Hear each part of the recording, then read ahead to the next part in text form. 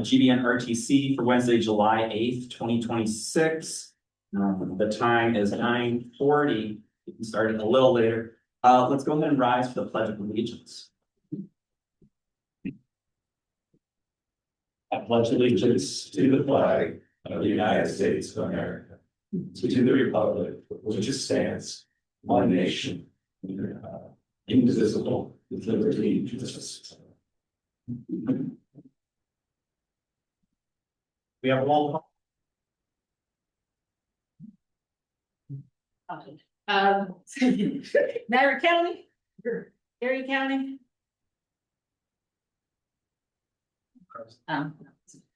City of Buffalo, Present. City of Niagara Falls, Present. Joy Authority, Present. DOT, Here. NFPA. Sam. Okay, Sam's here. Present. All count. Thank you. Move on to the approval of the meeting agenda. Do we have a motion to approve the agenda? Do we have a second? You do second. All in favor, say aye. Aye. Any opposed? Hearing none. Meeting agenda is approved.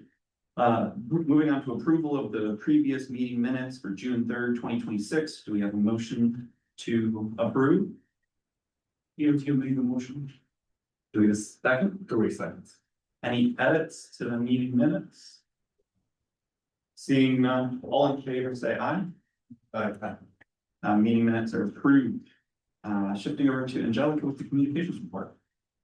All right. Good morning, everyone. This for the month of June is fairly short, so I'll keep it quick.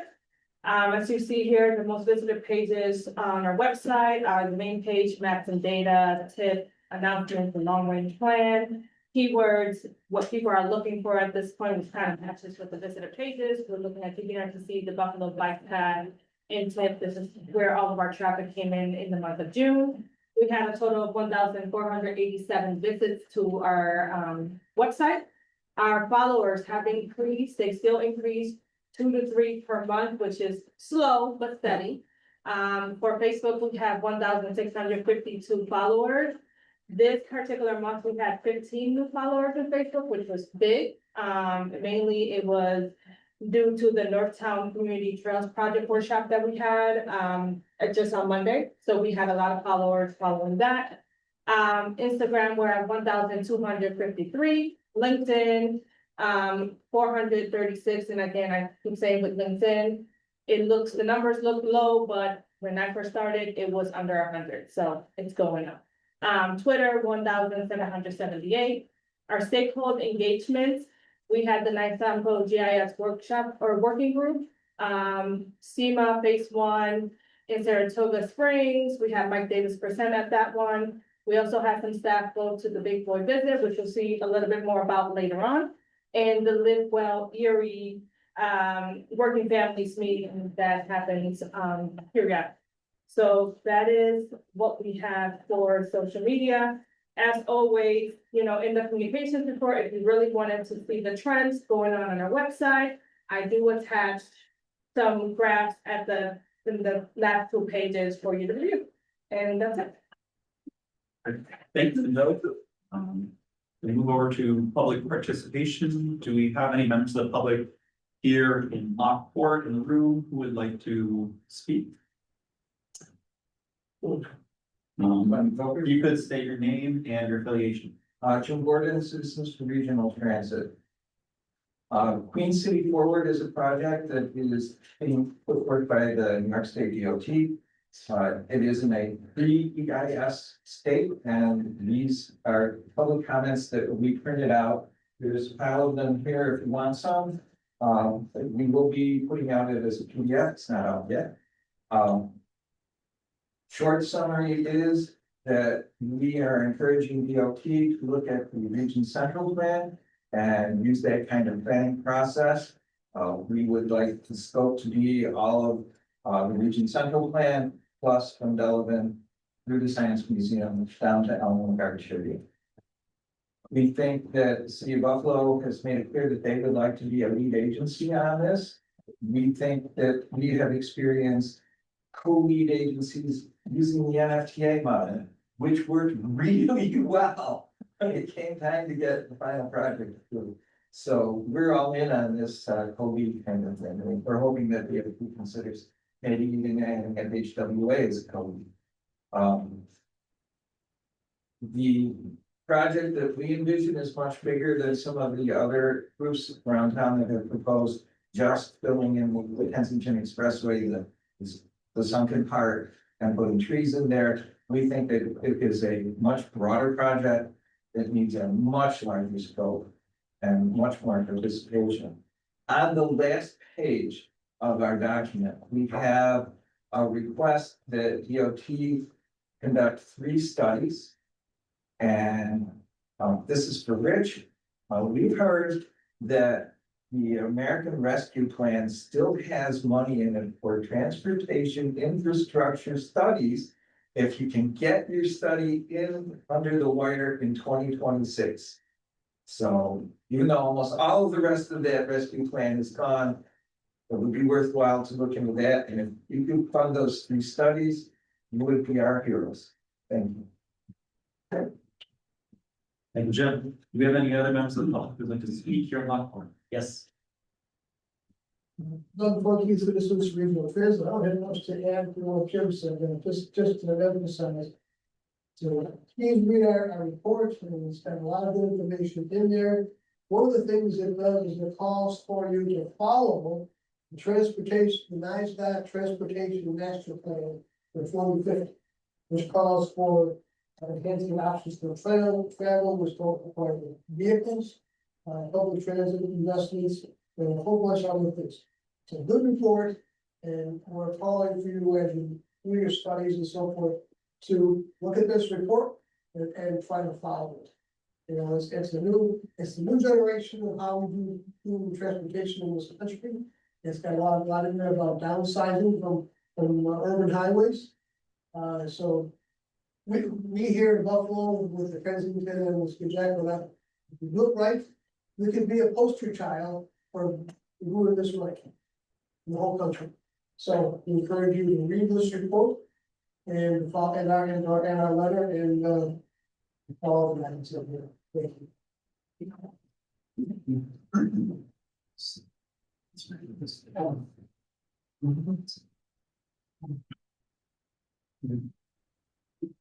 Thank you. Are there any other members here in Lockport, public here in Lockport who'd like to speak? Seeing none, do we have any members of the public online? No. All right, with that, we will wrap up the proceedings and the action items with Rich. First up is TIP Amendment 10, Big Sister Creek remediation, Bennett Beach to New 5 for approval. Yes, good morning. Thank you, Mr. Chairman. So we have 5 TIP amendments to talk about today, 4 of which we're looking to approve and 1 of which we're looking to recommend as it needs policy approval. We also have 2 sets of projects that are being modified. So we'll start out with the first one here is TIP Amendment number 10. Quite a popular project with the public. We got a lot of public comments on this one. Big Sister Creek remediation, Bennett Beach to New York 5. DOT has requested to add this project to the TIP. The project will investigate options to modify the Big Sister Creek channel downstream of the New York 5 Route 5 bridge over Big Sister Creek. This is in an effort to provide floodwater relief due to ice jams. The project will also look to construct an access road for construction and future maintenance. Total projected cost of this project is $2.716 million. Fiscal constraint will be maintained as $150,000 will be transferred from an existing pavement maintenance block. The project will also include $550,000 of state dedicated funding and a little over $2 million in local funds. Anticipated let for this project will be 429. Transportation conformity exemption, ICG has concurred with K1 exempt, not regionally significant through interagency consultation.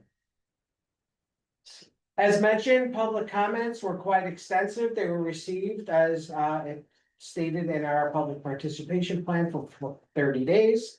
That 30-day period closed on 6/8 and 20 comments were received. These comments were acknowledged and all were forwarded to the project sponsor, in this case, the New York State DOT Region 5. All right, jumping me here. Okay, there we go. So all of those comments, all 20 were in support of the project, so overwhelming support of the project. Nick, did you have anything to add to this? Nothing yet on this one. All right, therefore, today's PCC action will be to approve tip amendment 10 via resolution 2026-5. We have a motion to approve by resolution 2026-25. You make the motion to approve. Take a second. All in favor, say aye. Any opposed? Hearing none, motion is approved. Okay, next project is another DOT project. This is the US 62 resurfacing project in the village of Hamburg. DOT has once again asked to add a new project to the tip. The primary objectives stated for this project are the following: restoring the pavement condition to at least a score of 8, and that pavement will last a minimum of 8 years. Improving movement through US 62 US 5 intersection. Improving walkability, pedestrian facilities along New York 75. Improving bicycle facilities where possible.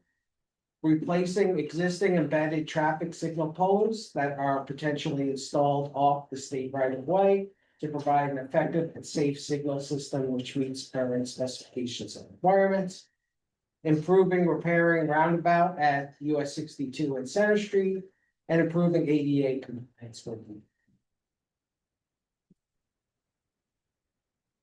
Total estimated cost is $1.856 million. Fiscal constraint is maintained as the same amount will be transferred from an existing tip project 512633, which is the I-990 at New York 263 Millersburg Highway intersection reconfiguration project. Anticipated let will be February of 2027. ICG concurred with the Transportation Conformity Exemption Code of A10, pavement resurfacing and rehabilitation. Public comments were received for 30 days from May 6th to close of business on June 8th. One comment was received in support of the project and sent to New York State DOT for review. Anything to add to this one from DOT? Yeah, just to note the slide a couple ago, which mentions the larger scope. That scope was for the larger project in the village of Hamburg. This project here breaks out some of the core pavement that exists along 62 the east-west section and the north-south section on the east side of the village. That pavement is in very poor condition. Can't wait 3 more years for that to be repaved. So again, that scope was a larger project where all the improvements at the intersection 62 and 75 and the work on 75 for the larger project to be let in 2029. Thanks for the clarification, Nick.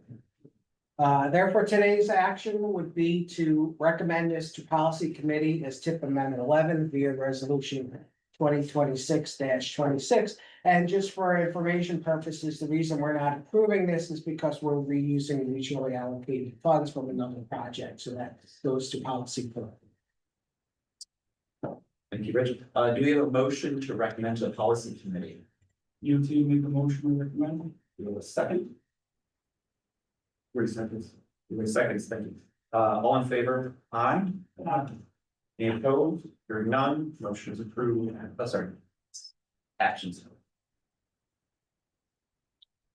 Okay, turning to transit, NFTA has requested to add 5 new projects to the tip. I'll go through those quickly. The first is 582655, purchase of current transit vehicles. This will provide for the purchase of 15 under 30-foot buses, replacing life and mileage expired vehicles. Total project cost is $2.125 million. Constraint being maintained via a $1.7 million federal CMAQ funding and $425,000 of local entity fund. Obligation date is 7/1/26. ICG concurred with the transportation conformity exemption of B10 purchase of new buses and rail cars to replace existing vehicles or for minor expansion of the fleet. Second project, 582656 Bailey Avenue Battery Electric Bus Rapid Transit. Project will assist in constructing bus rapid transit line and context-sensitive roadway safety improvements along the entire length of Bailey Avenue from the terminus of the NFTA Metro Rail system at the State University of New York at Buffalo South Campus to South Park Avenue. Total project cost $8.125 million. Constraint is being maintained as $6.5 million of that is from federal CMAQ funding and $1.625 million are local MTA funds. Obligation date for this project is 7/1/26, and ICG concurred with transportation conformity exemption of K1 exempt, not regionally significant through interagency consultation. Third project, 582657 DL&W Shoreline Rehab. This project responds to critical conditions identified along the DL&W seawall and involves stabilizing and restoring sections of shoreline adjacent to the DL&W yards and shop facility along the Buffalo River. This project has a total cost of $3.75 million, constraint being maintained via $3 million tech grant and $750,000 local MTA. Obligation date of 1/1/27, and ICG has also concurred with a K1 exemption, exempt not regionally significant through interagency consultation. Fourth project, 582658 Cold Spring Bus Garage Battery Electric Bus Charging Infrastructure. This project will provide electric bus infrastructure at the Cold Spring Garage needed to support battery electric bus charging operations. Total project cost is $3.5 million. Constraint will be maintained via $2.8 million FTA funding and $350,000 New York State DOT funding and $350,000 local MTA. Obligation date of 7/1/26. ICG concurred with the transportation conformity exemption recommendation of B6. Construction or renovation of power signal and or communication systems.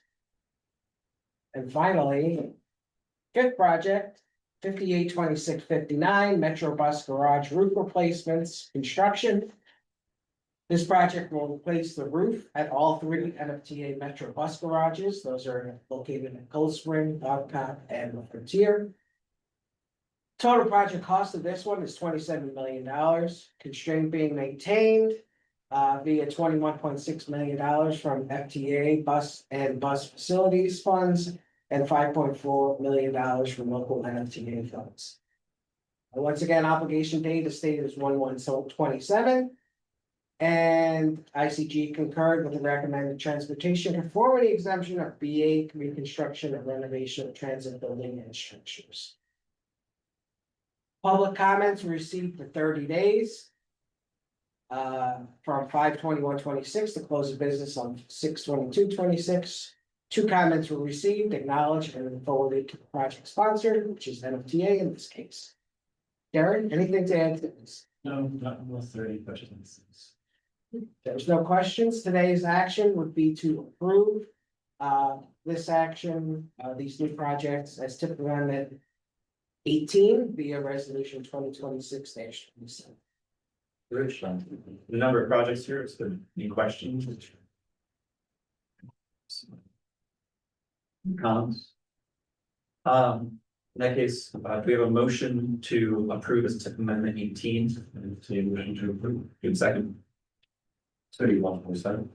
All in favor, say aye. Aye. Any opposed? Hearing none, motion is approved.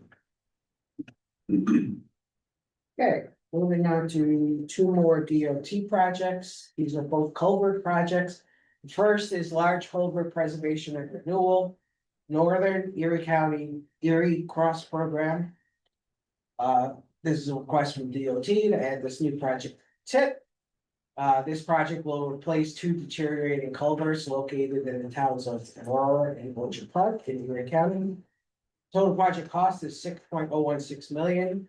Constraint will be maintained as this project uses 100% statewide allocated and matched federal funds, which are new funds to the region. Transportation conformity exemption of A19 was concurred by ICG, widening narrow pavements or reconstructing bridges with no additional travel lanes. Anticipated lead of this project is 12/26. Public comments received for 30 days from May 21st to June 22nd. No comments were received. Anything DOT would like to add to this? Okay, so as this is using outside funding, today's action would be to approve tip amendment 19 via resolution 2026-20. We have a motion to approve as amendment 19. You make the motion to do. Second. Yes, second. All in favor, say aye. Any opposed? Hearing none. The next one is similar to the previous project, but it's in Niagara County, large culvert preservation renewal in northern Niagara Cross Program. This is once again DOT request to add a new project to the tip.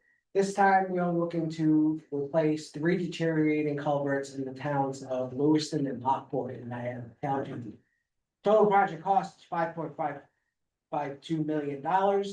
Constraint is being maintained as $1.785 million is being funded, being provided, by a state infrastructure program block grant. And the remaining 3.767 is 100% state funded.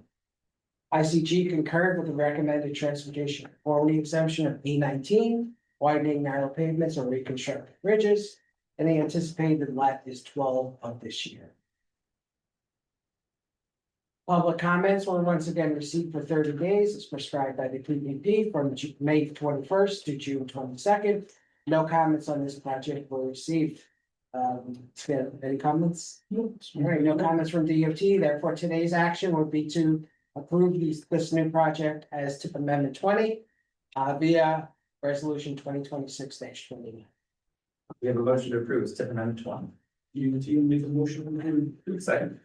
Okay, All in favor, say aye. Any opposed? Hearing none, motion is approved.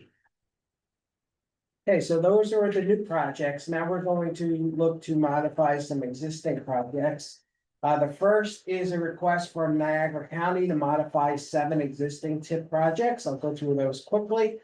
The first is 576424 Gasport Road at 18 Mile Creek.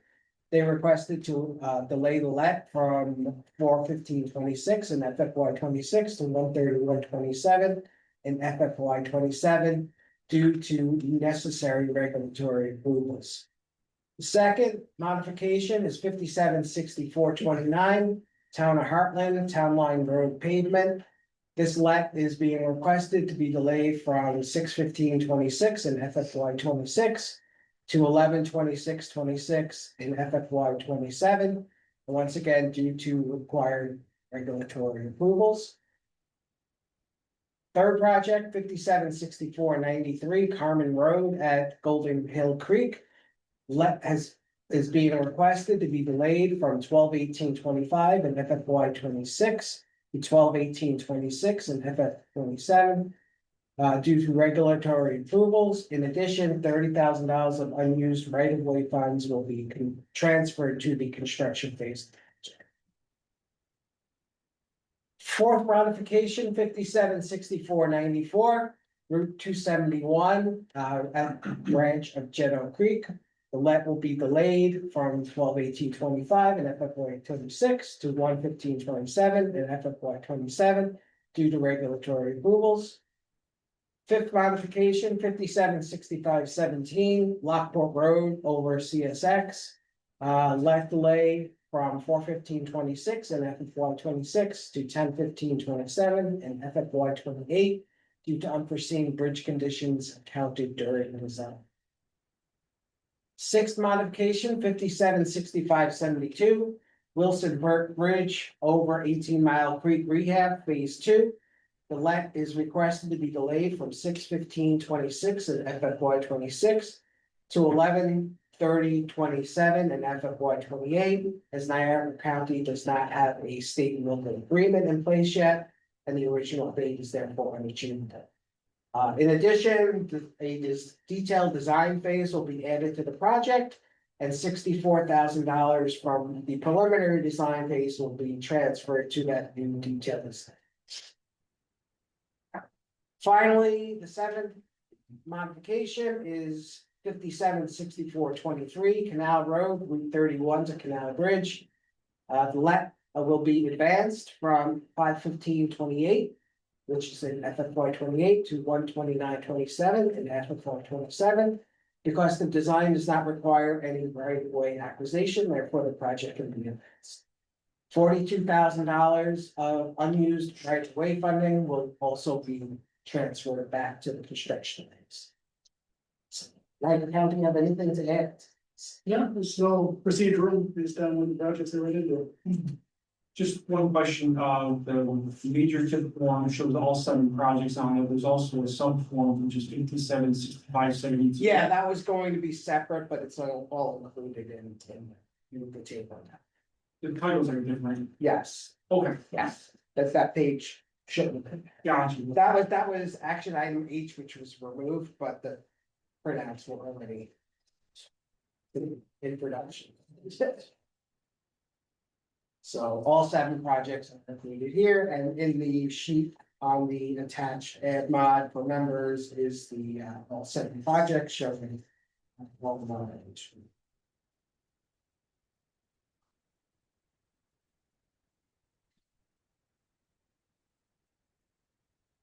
We have a motion to approve these changes as pad mod 16.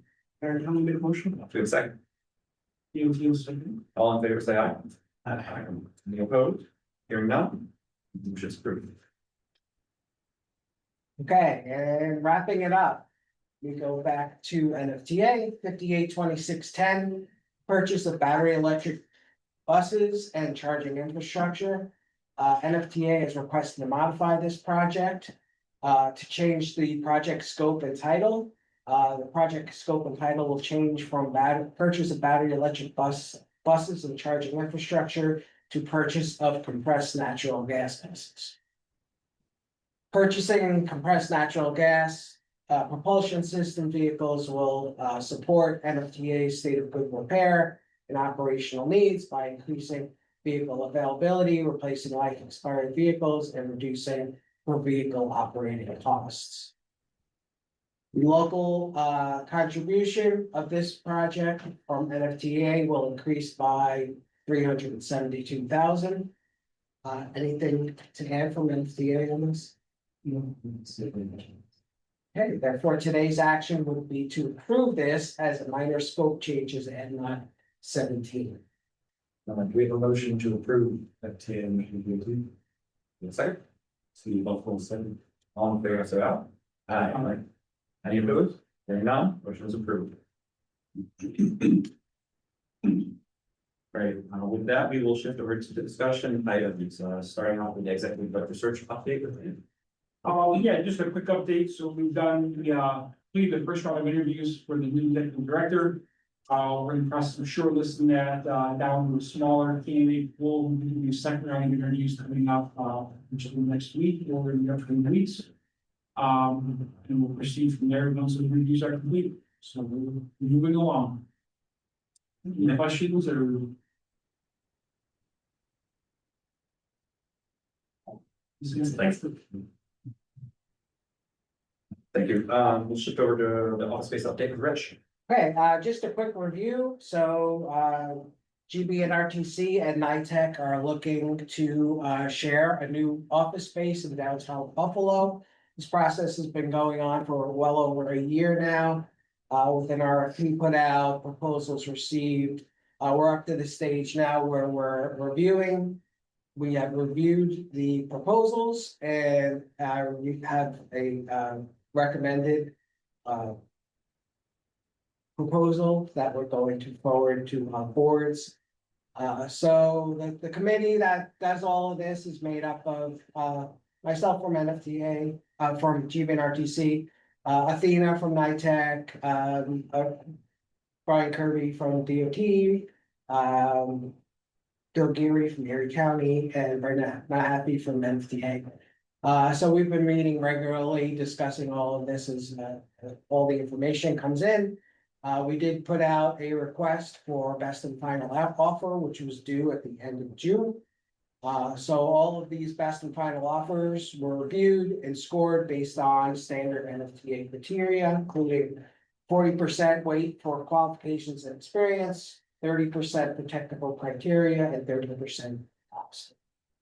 Preferred identified proposal was selected, completing the first step in the process, and the next step, as I mentioned, will be presenting the results of this to the NITEC and GBRTC boards. So that's the update for the office space relocation. Any questions? Fine. Seeing none, we'll shift over to the NFTA bus stop and inventory. Brendan. Morning, everybody. Brendan, City Transportation Planner with GBRTC. So the NFTA requested that this project be included in the most recent UPWP.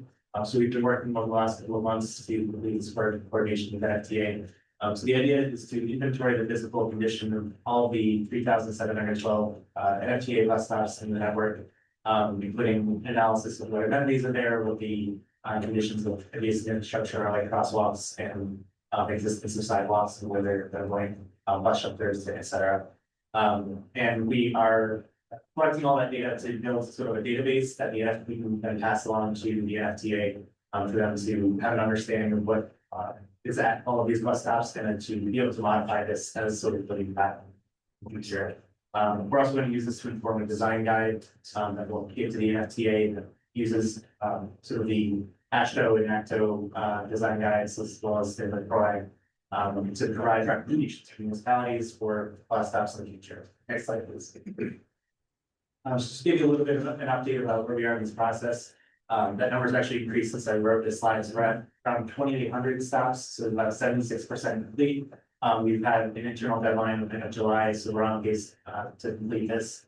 Our transportation planner ones have been working on this as well as in and we're trained on sort of a manual that I review this so it's consistent. Some of the challenges we've come across are identifying some missing stops. That's not necessarily to say the stops themselves are missing, just that we're using Google Street View to identify these locations that may not be visible on that. So we're going to coordinate with NFTA after the digital analysis is complete to do in-person review for anything that we're not able to verify using Google Street View. We've also identified some differences between physical and digital locations for the bus stops. So we've been correcting that as we go to make sure that the digital database of the GIS system is up to date and accurate. So again, like I said, this is something that we can pass along to NFTA and use in the field. So as stops are modified, it should be really easy to update this database virtually, whether it's something's out in the field with planners that NFTA. Next slide, please. So the inventory or the design guide, we've started working on components of that. We've outlined the full guide.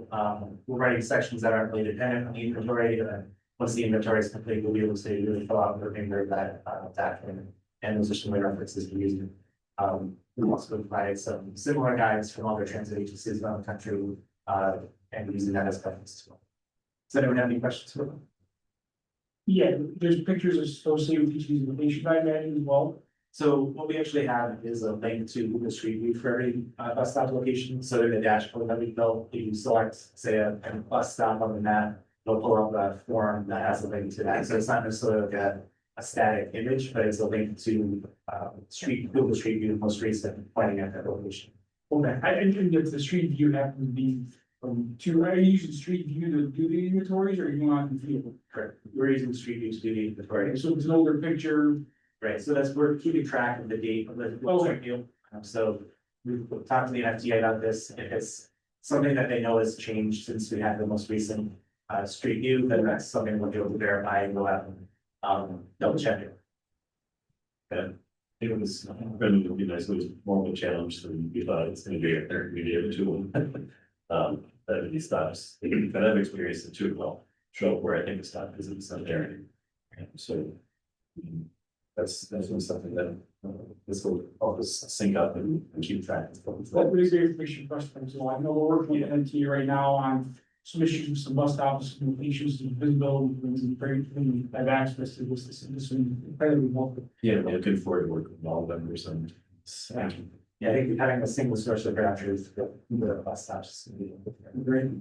Will inventory be updated in the field, like field the app, or is it just? It is something that we think we can put together like a field maps app. So FTA employees who are at the field making an adjustment and just open the app, select the bus stop and make the adjustments. But I think that's a little bit further down the line, probably once we finish the side end. Throughway, that's what we use for our signage, field maps, so I guess. That's the app that I use, field maps, yeah. Thanks. Thank you. Thank you, Brendan.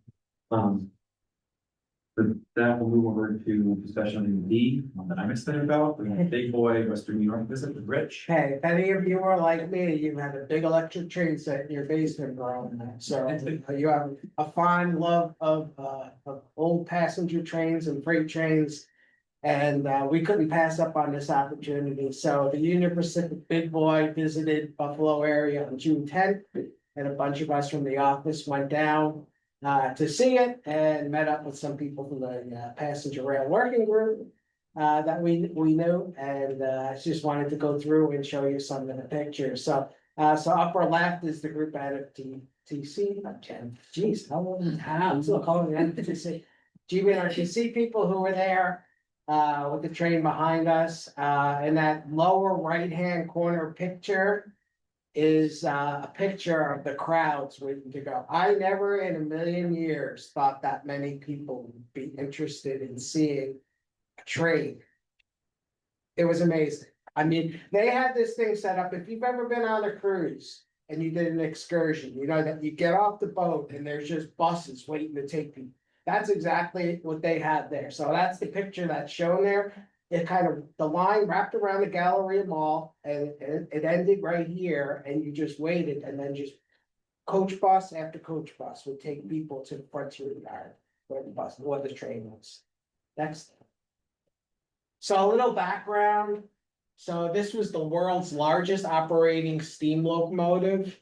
So it was designed to carry military equipment, which is why it was so big. So it was made to carry very, very heavy loads. So the journey to the East Coast for the first time in collaboration with Norfolk Southern. So you may know that Union Pacific and Norfolk Southern are looking to merge. So they did a joint event here with this historic coast to coast, starting in California, to celebrate America's 250th anniversary. So the first time Big Boy steamed over the Mississippi River and the Ohio Valley since it was initially built in Schenectady, New York, and delivered to Union Pacific back in 1941. So this tour included more than 50 whistle stops in 10 states, including stops for the first time in Indiana, Ohio, New York, and Pennsylvania. Okay, so I have some videos here. So if you weren't able to make it, so hopefully this will give you an idea of the size and the enthusiasm for this train. This is in Lancaster. I'd love to be the engineer. I hope nobody curses.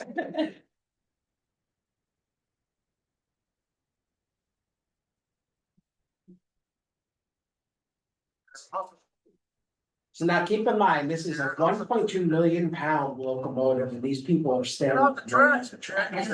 Spewing just gallons of steam at a time. You'll see what it passes.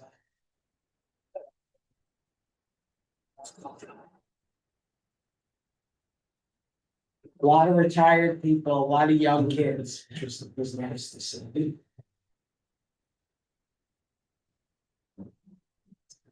And so we'll come here and see this. Yep, if you like. Oh, That is so cool. people are really into it. So.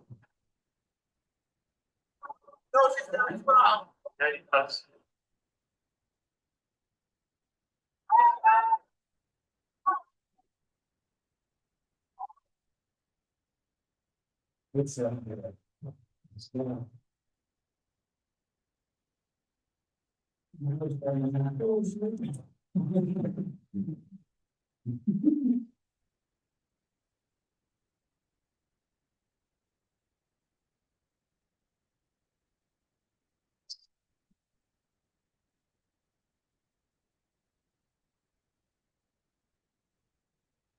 So you'll see they combine it with two other engines with a 1776 July 4th theme, which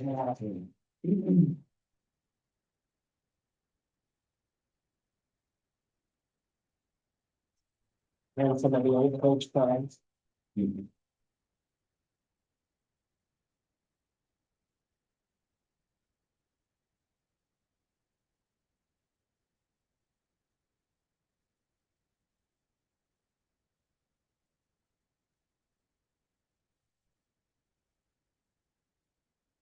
It's only one view. Have to wait. Yeah, I know. That's what I said 5 seconds.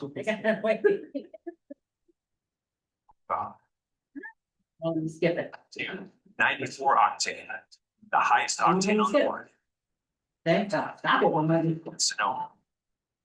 Talking about it now, today was. This was the news report I had. See this big boy right here in Buffalo after drawing. So those are the big crowds. This is in town yesterday, literally thousands of people waited in really long lines today to get the chance to see it up close. Channel 2's Dave McKinley was there once again. He has the story for us tonight. So they came to see Big Boy.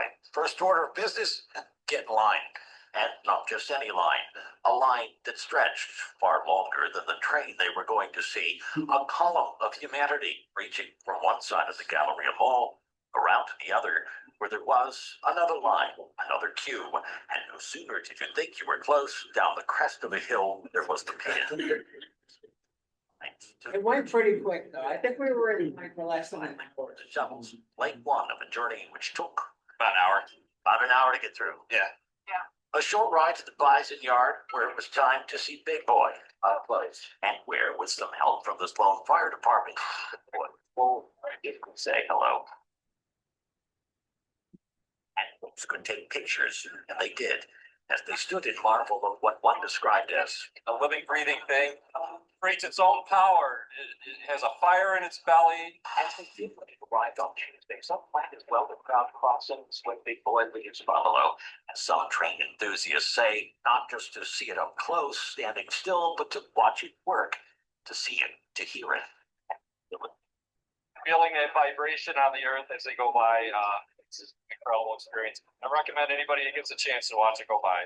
And most also told us to see an engine so fine, it was worth every minute of waiting in that line. On your side in Cheektowaga, Dave McKinley, Channel 2 News. Okay, so I think I just have some quick facts. So there was 25 big boys that were commissioned exclusively for Union Pacific Railroad. So this one was only one of 25. Massive locomotives that I mentioned built for to support the war effort, and they typically operated between Ogden, Utah, and Cheyenne, Wyoming.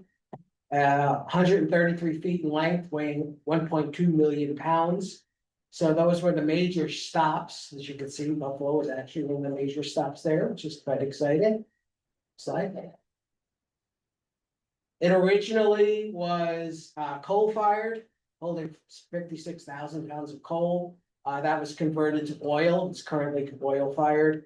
That particular engine was retired in December 1961 after traveling over 1 million miles. So this tour began on April 10th, got to Buffalo June 10th, wound up in Philadelphia for a July 4th event, and then is traveling back to Cheyenne, Wyoming, hoping to return on July 29th.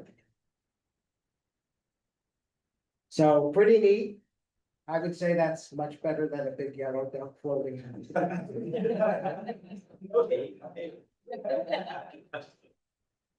Any questions?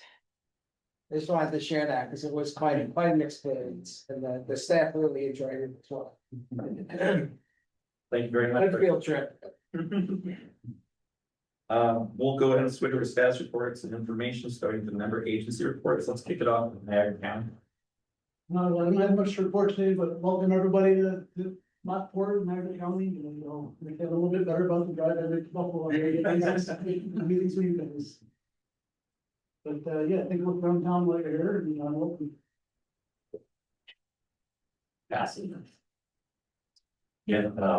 just on the Parks Adventure Bus, that's kicking into high gear over the summer, so make sure you pay attention to the schedule. Head to county or state park. And then just a lot of construction continuing at DLW, if you're down that way, because the real progress on the 4-inch shell and the final aspect of the station itself is. From City of Buffalo, just echo the construction season is still ongoing, specifically Main Street, and cars on Main, and then the main projects. Both going simultaneously, so keep your eye out for the workers, there's some shifts in traffic in that area, so just be cautious in that area, just be finding that Main Street under construction. All of those spots. Just to reiterate that the paving season is in complete full gear now. We had a large vendor placed paving program this year, so besides the typical paving folks can see. We drove Trees Road, we saw some work going on there. It was a very extensive program this year, so a lot of work, improve our road conditions, which is beware and keep our folks out on the road safe. Thank you. I'm just going to reiterate and echo, just going out, making the city as well as the county, just keep an eye out for some roads. And we'll echo everybody else. Hopefully we're not inconveniencing everyone in the way to work. It has two of our large projects, and the 90 and the 190 are in full swing. I have to say there's been no major backups. It's a little bit slower, because we got spare those patience, and these projects were well needed. And over the next 3 years here, I think everyone will be happy with spending. Keith, what's the final tally on the number of tickets at the I-90 work zone? So as of May, I don't have new numbers, but as of the end of May, there was like 13,000. Don't speed through the work zone. They have cameras and you will get it. Don't speed. And you know, the one thing I keep getting is there's no workers there, but I think what everyone, and I want to reiterate it, I've said it numerous times, is that, you know, that change in geometry is for the safety of traveling public too. It's not just about the workers. Those lanes are narrower. We gotta reduce that speed, so that's a major reason for it. And there doesn't need to be workers working for it to be a construction zone. I learned that lesson the hard way in 2019. We got a very nice troop. Thank you. Thank you. Pass it off to Rich. Okay, so DOT is doing another check your height, know it's right media campaign, so you may see bridges, you may see ads on TV or hear them on the radio. So this is basically to prevent bridge strikes from overheight vehicles. So there are some locations, most of them are downstate in the state parkways, whether in the Hudson Valley or Long Island. Where, you know, the bridges are shorter than typical. They're not meant for commercial traffic, but cars, trucks try to go anyway and get stuck and hit the bridge and cause damage. And lots of delays. So we do have one bridge. We have a project going on Young's Street and city of Tonawanda that has also had that problem. Syracuse, if you've ever been to Liverpool, also have a very low bridge. They have a problem with bridge strikes as well. So this campaign will just try to publicize that, hey, before you rent a truck and start driving it, because a lot of people hit these bridges. And new truck drivers. So they're rentals and they don't realize how tall the vehicle is and before it's too late. So you may see those. Also wanted to congratulate Catherine. You may know Catherine from the staff. She managed our pavement condition program, so she was the one who went out and did pavement conditions with windshield surveys. And also took all of the DOT information and put everything into the database. And gave reports to everybody as requested. So Catherine finally retired, so she pulled the cord. So her last day was the end of June. So I just wanted to wish her well. Thank you, Rich, and congratulations, Catherine. We will not be having an August meeting. Next scheduled meeting will be September 2nd at 9:30 at the Irving Authority. And with that, we move to adjournment. Do we have a motion to adjourn? All in favor, say aye. Meeting's adjourned. I just have one quick announcement before everyone leaves. Just realized that because we were 1 week late with PCC for the holidays, TPS is 1 week later, because there's five Wednesdays in the month. So 22nd will be TPS. All material are due as typical a week before that.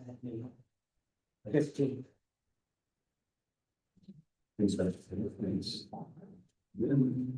Back in May, that's how we survived. That's the night.